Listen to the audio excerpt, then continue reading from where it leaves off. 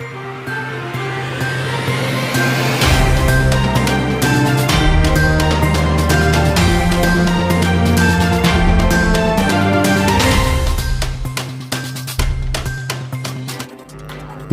मैं हूं दीक्षित। आप देख रहे हैं न्यूज भारत 24। आइए देखते हैं आजमगढ़ की कुछ प्रमुख खबरों को।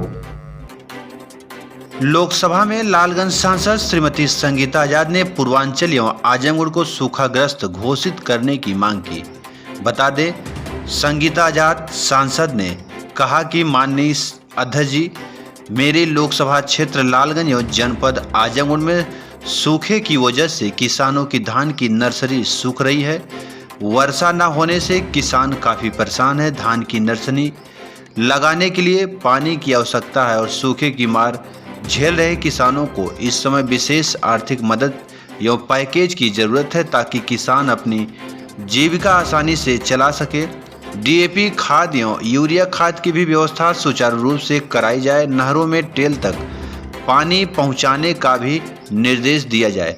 सरकारी ट्यूबवेल जो भी हैं, जिस ग्राम में भी हो, उन्हें संचालित कराया जाए तथा पूर्वांचल एवं जनपद आजमगढ़ सूखाग्रस्त क्षेत्र घोषित किया जाए ताकि किसान इस विषम सूखे की मार को झेल सके। आइए सुनाते हैं श्रीमती संगीता आजाद ने क्या कुछ कहा है। श्रीमती संगीता आजाद जी। धन्यवाद सर। आज जहां पूर्वांचल के सभी जिले, जिसमें मेरा जिला आजमगढ़ भी आता है, सूखे की मार झेल रहा है। माननीय पूर्व प्रधानमंत्री श्री अटल बिहारी वाजपेयी जी की महत्वाकांक्षी योजना थी सब भारतवर्ष की सभी नदियों को जोड़ने की।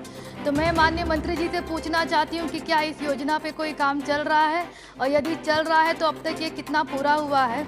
और दूसरा ये अनुरोध करना चाहती हूँ कि भारत सरकार राज्य सरकार को निर्देशित करे कि आजमगढ़ की नदियों में अनुपात में बहुत कम, नहरों में बहुत कम पानी छोड़ा जा रहा है, तो कम से कम उसको पूरा किया जाए ताकि वहाँ के किसान सिंचाई कर सके और धान की रोपाई कर सकें। माननीय मंत्री जी। माननीय सभापति महोदय, हालांकि मूल प्रश्न 63 जो नंबर का है उससे माननीय सदस्य ने जो प्रश्न पूछा है इसका कहीं कोई संबंध नहीं है, लेकिन क्योंकि माननीय सदस्य ने पूछा है, मैं अत्यंत प्रसन्नता के साथ में कह सकता हूँ कि श्रद्धेय अटल जी के समय में जो कल्पना की गई थी कि सरप्लस बेसिन से डेफिसिट बेसिन पर पानी ट्रांसफ़र किया जाए, माननीय प्रधानमंत्री जी के नेतृत्व में 2014 से उस पर काम हुआ था।